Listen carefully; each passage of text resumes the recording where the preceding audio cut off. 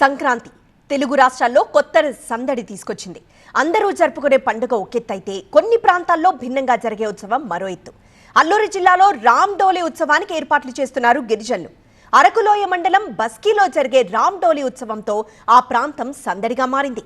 గిరిజన ఆచార వ్యవహారాలను ప్రతిబింబించేలా 7 ఏళ్లకోసారి సంబరాలు నిర్వహిస్తారు స్థానికులు.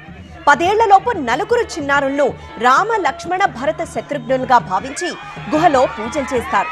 ముందు రోజు నుంచి నలుగురు చిన్నారులు నిష్ఠతో ఉపవాసం ఉంటారు. ఇవాళ మేళతాళాలతో రామ్ డోలీ నిర్వహించే ప్రాంతానికి తీసుకొచ్చి వేడుక నిర్వహిస్తారు. 7 ఏళ్ల ముందే పూజలు చేసి పెంచిన మామిడి చెట్ల కలపతో ఎత్తైన ఊయల ఏర్పాటు చేస్తారు. 50 అడుగుల ఎత్తులో కట్టిన ఊయలలో ఆ నలుగురు బాలలను ఊపడం సంప్రదాయం. ఈ మధ్యాహ్నం నుంచి ఉత్సవం ప్రారంభం కానుంది. అరకుతో పాటు ఒడిషా ఇతర ప్రాంతాల నుంచి గిరిజనులు హాజరు కానున్నారు.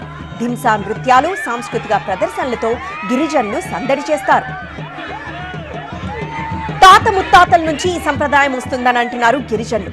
మంచి పంటలు పండాలన్నదే ఆకాంక్ష అంటున్నారు. ఇందుకో నెల రోజుల ముందు నుంచే ఏర్పాట్లు చేస్తున్నామని గిరిజనులు చెప్తున్నారు.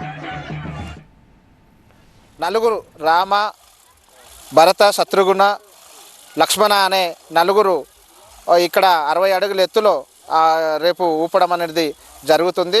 వాళ్ళు ఈరోజు సాయంత్రమే 6 గంటలకి గుహల్లో తీసుకెళ్ళి వాళ్ళని తిండి పెట్టకుండా ఫ్రూట్స్ పెట్టి ఆకలితో ఉండి రేపు 3 గంటల దాకా ఆకలితో ఉంటారు. అక్కడ ఎక్కి దిగిన తర్వాత వాళ్ళు భోజనం చేస్తారు. ఆ రకంగా ఈ ఒక కార్యక్రమాన్ని విజయవంతం చేస్తాము. దీని యొక్క ముఖ్య ఉద్దేశం ఏంటంటే మన పూర్వీకులు ఒరిస్సా ప్రాంతం నుంచి ఒక నమ్మకంగా తీసుకొచ్చి ఈ పండగ అనేది చేయడం జరుగుతుంది.